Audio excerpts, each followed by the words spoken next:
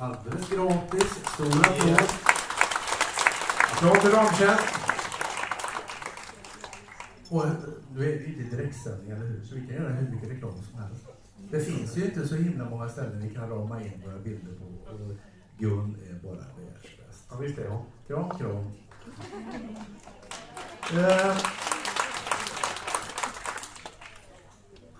Ja, Carolina af Ugglas, hon är ju en väldigt speciell artist. Och hon kan måla. Det är inte dåligt. Det här är väldigt fint. Knacka på heter den. Vi har ett utropspris på 2000 som säkert är alldeles för billigt. Men vi säger 2000. 2000 kronor för Carolina af Ugglas knacka på. 2000 har vi bjudit redan. 2000 kronor. 2,5. Är det paraplyt igen?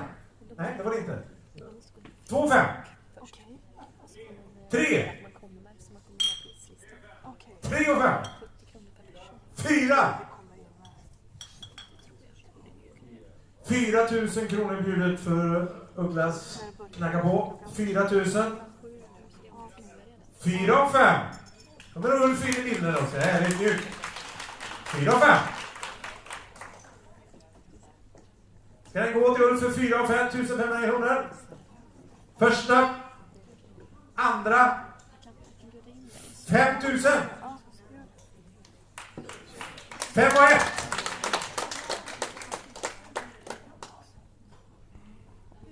5,2. 5,3. 5300 kronor bjudet. Ska du få den, Ulf? Första. 5,4. Rutiga skjortan in i matchen igen.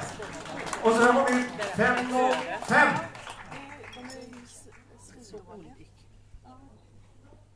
5,6 är rutiga skjortan.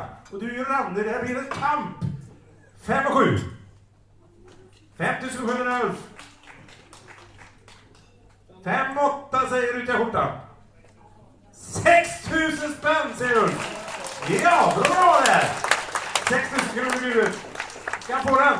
Ja, det tycker jag. Första, andra, tredje, 6000 kronor bjudet. Tack så